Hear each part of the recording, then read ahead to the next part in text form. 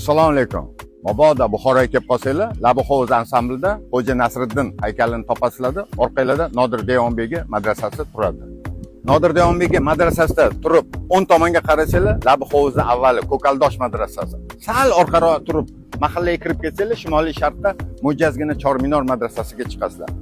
Endi Nodir Deyonbegi madrasasidan Quyosh botar tomonga ketsanglar, hovuzdan keyin Deyonbegi xonaqohi, Deyonbegi xonaqohidan o'tib chaproqga yursanglar, Toqsarafon yopiq bozoriga chiqasizlar. Sarafon chorrahasida turib, mana yerdan shimol tomonga siljish qilsanglar, 12-asr yodgorligi Mog'aka Attoriy masjidi. Uni yoni bilan aylanib ko'tarilsanglar, yo'lni o'zi 16-asr yodgorligi Toqtelpak Furushonga eltib qo'yadi. Toqtelpak Furushondan asosiy yo'lni o'zi to'g'ri Toqizargaronga olib chiqib ketadi.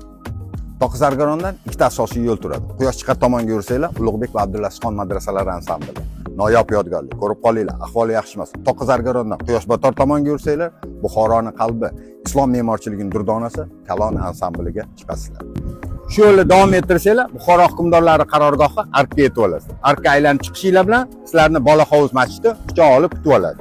Bola hovuzdan janub tomonga siljisanglar, Chashma Ayub maqbarasiga, yana pastroq davom etib Parkchi bilan Somoniylar maqbarasiga yetib olasizlar. Erinmasanglar, janubiy sharq tomonga sal yursanglar, Qo'sh madrasa, Abdullaxon va Madarxon madrasasi bilan ekskursiyani tamom qilsanglar bo'ladi.